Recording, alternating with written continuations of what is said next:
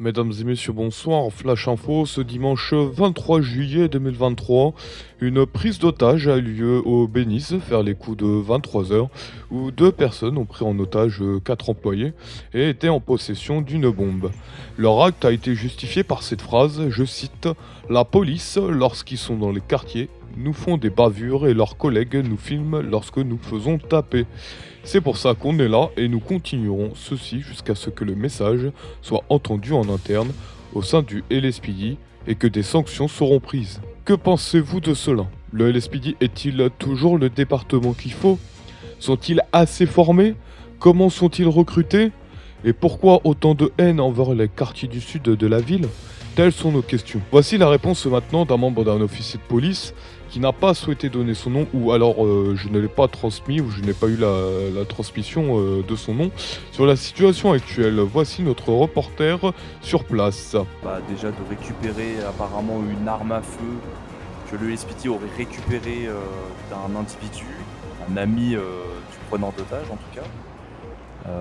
Nous on a forcément refusé, on ne doit pas donner une arme en guise de négociation pour ce genre de choses, d'accord.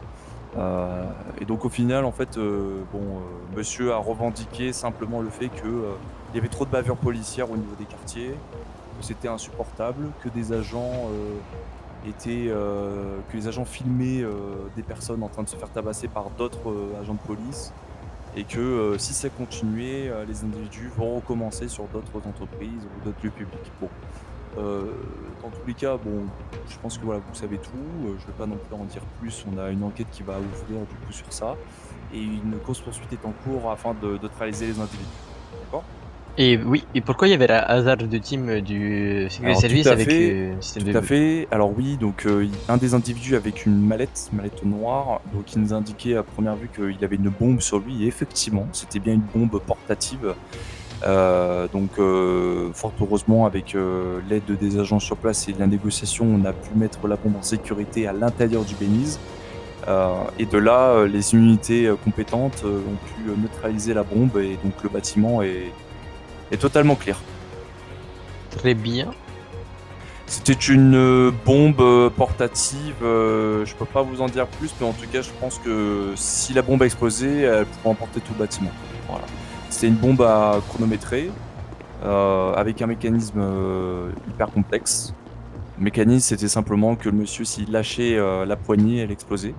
Oui, c'était un avec, bon suicide. C'est ça, donc avec la négociation qu'on a eue, le monsieur a désactivé cette option-là, si je peux dire ainsi, de la bombe. Et donc nous avons réussi à la neutraliser à l'intérieur du Béniz. Voilà, c'est tout pour cette édition spéciale. Merci de nous avoir regardés. God bless et les quartiers, je suis avec vous. Spr.